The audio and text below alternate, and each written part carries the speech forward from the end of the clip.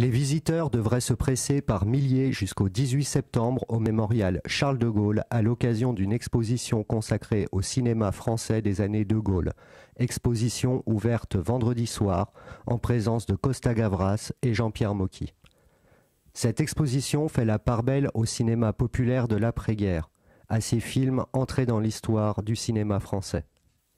Le cinéma français des années de Gaulle, c'est aussi de grands acteurs, Alain Delon, Jean-Paul Belmondo ou Jean-Louis Trintignant. Le cinéma français des années de Gaulle révélera enfin et surtout les réalités d'une société en profonde mutation. Charles de Gaulle imposa la censure tout en peinant à prendre conscience des attentes de la jeunesse de France, cette soif de liberté et de différence incarnée par Éric Rohmer, François Truffaut, Jean-Luc Godard ou Claude Chabrol. Parmi les jeunes réalisateurs portant un cinéma militant et engagé figure Costa Gavras. Réquisitoire contre la dictature des colonels imposés en Grèce, Z recevra le Golden Globe du meilleur film étranger. L'Aveu, État de siège, Section spéciale, Missing ou Le coup près feront de Costa Gavras un des plus brillants réalisateurs des XXe et XXIe siècles. La France de Costa Gavras fut également marquée par l'empreinte de Jean-Pierre Mocky. Les superlatifs sont de rigueur à l'évocation du réalisateur des Dragueurs, Un drôle de paroissien, À mort l'arbitre ou Le miraculé. Costa Gavras, Jean-Pierre Mocky, ces deux monuments du cinéma français ont répondu aux questions du Journal de la Haute-Marne au pied de la Croix de Lorraine. Costa Gavras, bonjour. Bonjour. Vous êtes aujourd'hui à Colombey-les-Deux-Églises au Mémorial. Je vous posais la question il y a quelques secondes, mais vous n'étiez jamais venu à Colombey ? Non, c'est la première fois et je suis ravi comme invité parce que j'ai toujours voulu venir et puis j'ai pas eu trouvé l'occasion. Là, c'était un peu obligé, alors c'était parfait. Alors, on ne va pas rappeler votre œuvre. Vous avez défendu pendant des années un cinéma militant, engagé. Quels souvenirs gardez-vous de votre profession dans les années de Gaulle? Écoutez, les années de Gaulle étaient des années assez étonnantes parce qu'il y avait d'abord une sorte d'ouverture grâce à Malraux qui était le ministre de la Culture. Il a eu une ouverture formidable pour le cinéma et le théâtre et les arts en général. Je pense que le général, avec son ministre, ont beaucoup aidé les arts. Ça a été important. Il y avait aussi un peu de censure parce qu'il y avait la guerre d'Algérie d'abord et après d'autres problèmes. Mais peu à peu, la censure a été éliminée. Je pense que c'était des grandes années pour la culture française, absolument. Vous avez eu l'occasion de rencontrer le général? Non, le général non. Monsieur Malraux, je l'avais rencontré une ou deux fois, mais le général non. Vous savez, le général, il restait un peu lointain, comme ça, il était parfait. Je pense même que ce mystère cette distance qu'il prenait, c'était très important. Je pense qu'aujourd'hui, les hommes politiques sont tout le temps autour de nous, etc. Ils perdent complètement leur mystère et par là même, peut-être leur autorité. Alors, vous avez évoqué la censure qui pouvait régner à l'époque. Il était possible de travailler librement comme vous avez pu le faire? C'était difficile, facile? Non, on travaillait librement, évidemment. Il y avait peut-être des petits éléments sur tel film ou tel film qui étaient éventuellement censurés. Mais en général, on ne peut pas dire qu'il y avait une grande censure. Surtout qu'après la fin de la guerre, après 62, tout ça s'est aboli très vite. Alors, les années 60 ont notamment été marquées par mai 68, les années 70 ont été également marquées par différents mouvements sociaux. L'actualité peut éventuellement ramener à quelques souvenirs des années 60 ou 70. Quel regard vous avez sur cette actualité récente? Moi, je pense que c'était l'exercice de la démocratie en France. C'est formidable. Des générations, différentes générations se lèvent, ici, comme ils disent, voilà, il faut changer des choses. Et je trouve que c'est très bien. Il s'est passé à 68, il y a beaucoup de choses qui ont changé depuis. Et puis, entre-temps, il y a eu d'autres mouvements, et puis là, de nouveaux mouvements. Et je pense que c'est un formidable moyen d'exercice de la démocratie, absolument. Des mouvements qui sont toujours accompagnés de créateurs de la création artistique, c'est toujours très lié. Je pense que l'art suit de près ces changements, parce que l'art, c'est aussi quelque chose qui doit changer en permanence. Donc, ils peuvent nous donner des idées, ou on peut leur donner des idées aussi, d'une certaine manière. Absolument. Juste un mot sur la situation en Grèce. Quel regard vous portez une nouvelle fois sur cette actualité assez morose?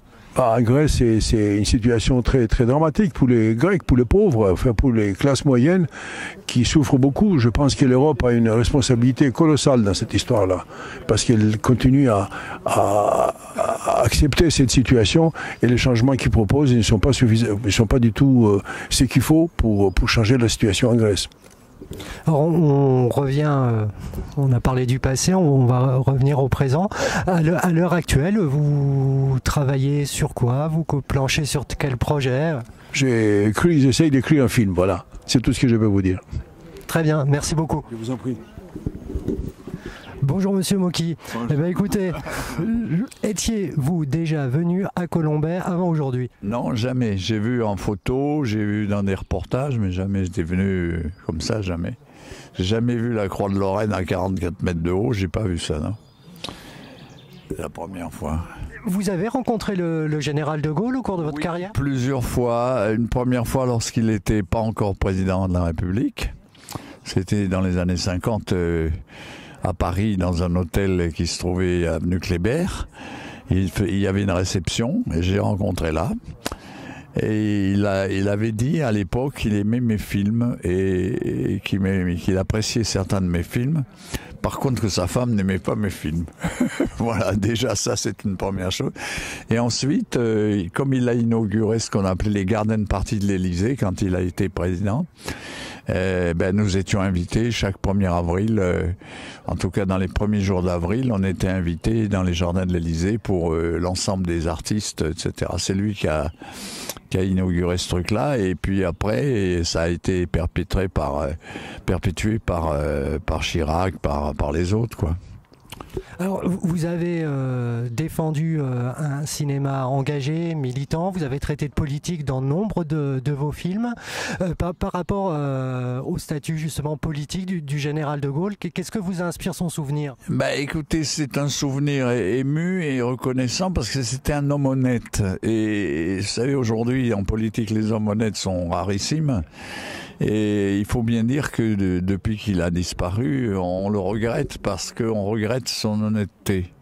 Alors on peut aimer, pas aimer ce qu'il disait ou ce qu'il faisait, mais on doit lui reconnaître une grande honnêteté. Alors ce qui fait que quand on regarde en arrière l'ensemble des présidents qu'on a eus, évidemment il se détache comme cette croix sur le ciel là. Donc c'est parce que il a laissé une empreinte d'homme honnête et de personnages qui étaient sensibles et qui étaient l'homme qu'il fallait pour la France, quoi, c'est sûr. Hein. Il aurait fallu qu'il y en ait plusieurs comme lui. Alors, quand on évoque Charles de Gaulle, on peut éventuellement parfois penser à censure. Dans les années 60-70, il y avait quand même une bonne liberté pour des artistes comme vous. Écoutez, il y avait la censure, hein, faut pas se dissimuler. Et de Gaulle n'a pas enlevé la censure. Il y avait une censure, surtout une censure religieuse. C'est-à-dire que à l'époque, il y avait ce qu'on appelait la centrale catholique qui donnait des notes aux films dans les églises et qui donnait des notes de 1 à 5, et moi j'étais souvent vers le 5 puisque ils étaient à proscrire mes films à cause de leur contenu, et souvent la censure pendant toute cette période où était de Gaulle et puis après, même après les autres, tous mes films ont été interdits aux moins de 18 ans. Alors ça c'est vrai, ça a existé, mais c'était beaucoup plus simple parce que on interdisait les films et c'était une politique pour protéger la jeunesse. Mais d'un autre côté, il n'y avait pas ce qu'il y a aujourd'hui. Aujourd'hui, il n'y a plus de censure, mais il y a une censure économique. C'est-à-dire, les films, au lieu de dire de ne pas aller les voir, on les empêche de sortir. Alors, ça revient plus ou moins, c'est encore pire. Parce qu'avant, on interdisait les films aux 18 ans, mais on pouvait les voir. C'est-à-dire, les gens qui avaient plus de 18 ans pouvaient les voir. Tandis qu'aujourd'hui, il y a des films que vous ne pouvez pas voir parce que les salles ne les projettent pas. Donc là, c'est beaucoup plus grave en fait. En fait, ça empirait par rapport à l'époque du général.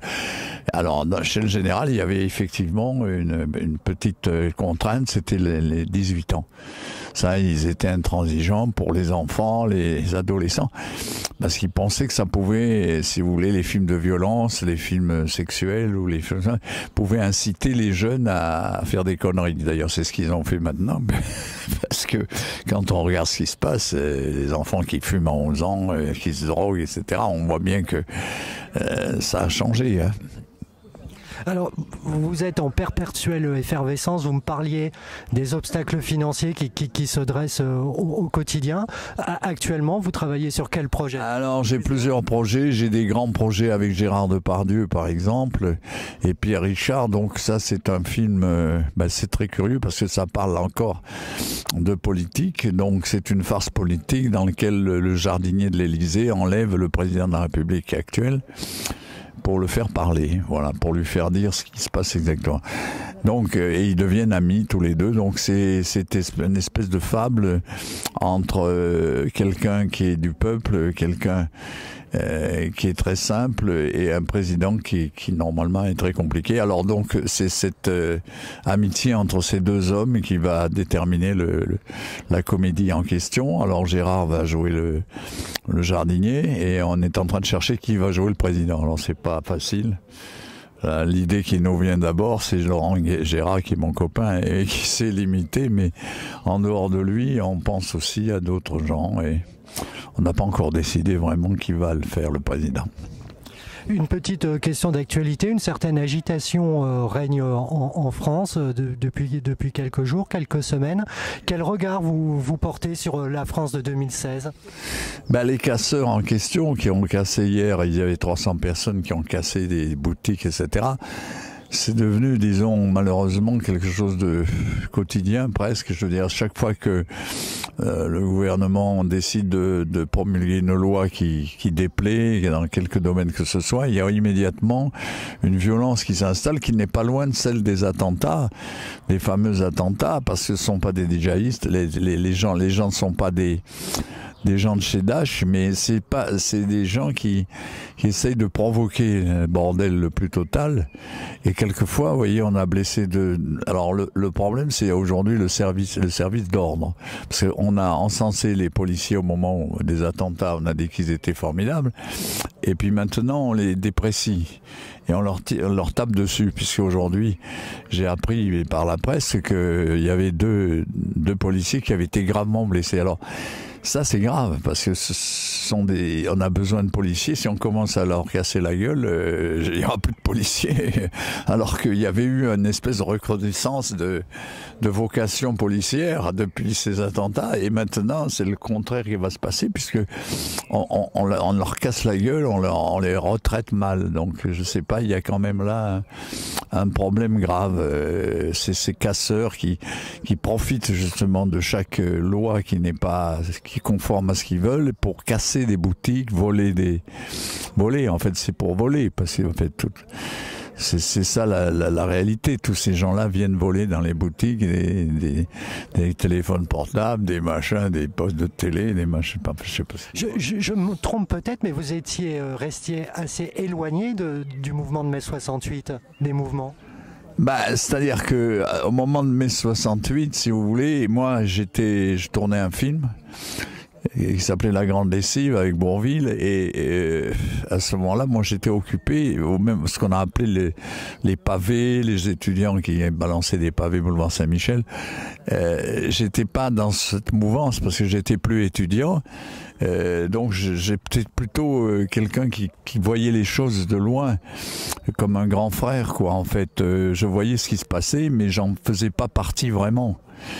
Et je savais par l'expérience que cette révolution avorterait. Je le sentais parce qu'il n'y avait pas assez on n'était pas en 1789. On coupait pas les têtes à ce moment. On se contentait de gueuler dans les rues, d'enlever des pavés, des trucs comme ça. Et par conséquent, j'ai senti que c'était une révolution d'opérette, que ça ne... Alors, j'y ai pas participé, parce que si j'avais été en Espagne au moment de Franco, j'aurais peut-être été dans les brigades internationales, mais là, il n'y avait pas vraiment, si vous voulez, d'espoir pour cette révolution. Il suffisait de voir les gens qui la faisaient pour se rendre compte qu'ils étaient mous. qu'ils n'arriveraient jamais à faire la révolution. D'ailleurs, ils se sont calmés dès qu'on a remis l'essence et tout ça. Ils sont repartis en vacances. C'était le mois de mai et le jour arrivé et tout le monde s'est tiré. Il n'y a plus de révolution. Et je pense que c'est une des grands problèmes qu'il y a, qui ressort aujourd'hui après. On est quand même 50 ans après presque. Eh bien, il n'y a pas de révolution à l'horizon malgré les mouvements. C'est-à-dire le français est trop casanier, si vous voulez, aime trop son truc là, si vous voulez, c'est mobil-home, etc. Il aime trop le camping pour aller brusquement s'arrêter de s'occuper de tout ça et aller sortir dans la rue avec des massues et des trucs comme ça lui vient, il va plutôt s'intéresser à prendre l'apéro et à regarder un match de foot, etc. Donc il est un peu annihilé. C'est-à-dire les révolutionnaires sont un peu, à mon avis, n'ont pas de couilles, quoi. C'est des révolutionnaires sans couilles, quoi. Dernière question, Jean-Pierre Moquet, et je vous libère. Vous avez dirigé les plus grands, vraiment, oui, tous. Gens, oui. Quel acteur ou quelle actrice de la nouvelle génération vous fait rêver ? Pour le moment, je vais vous dire, je suis un peu déçu par la nouvelle génération parce que moi j'ai connu des gens comme Bourvil, Michel Simon, des gens comme ça, et Gabin, qui était mon ami. J'ai eu des grands amis, Lino Ventura, tout ça. Donc, ce qui fait qu'aujourd'hui, je suis un petit peu, déçu par les gens qu'il y a, parce que ce sont des gens qui sortent de la bourgeoisie, qui sont pas des gens qui ont souffert comme Charles Aznavour ou Gabin ou des gens comme ça. Donc ils sont quelconques, je veux dire, ils deviennent des acteurs de télévision en quelque sorte, un peu comme Plus belle la vie ou des choses comme ça. Alors ils sont pas dans mon collimateur, c'est-à-dire je ne suis pas content de les avoir. Alors je les ai parce que j'en ai pas d'autres, mais c'est difficile de retrouver tous ces gens-là. Alors moi je suis pas passéiste parce que je pense qu'il y aura un jour des acteurs qui auront la même valeur. Mais pour le moment, on est dans une période creuse. Vous savez, il y a des périodes comme ça où les champs il y a moins de culture, il y a eu le gel, il y a eu, puis bref, ça va moins bien. Et en ce moment, j'ai l'impression que le cinéma va pas très bien sur ce plan-là. C'est-à-dire que les filles sont toutes pareilles, les gars, moi je fais un film sur le conservatoire en ce moment d'art dramatique de Paris. Je m'aperçois que les élèves n'ont plus la même personnalité qu'ils avaient au moment où Belmondo et moi on y était. Alors, il y a une espèce d'évolution qui fait d'aplatissement des choses, qui fait que on est moins sollicité par des personnages comme Lino ou Gabin ou Michel Simon ou je sais pas qui, ou Bourvil ou Fernandel ou je sais pas. Il y a plus. Alors, et même Coluche ou des gens comme ça n'existent plus.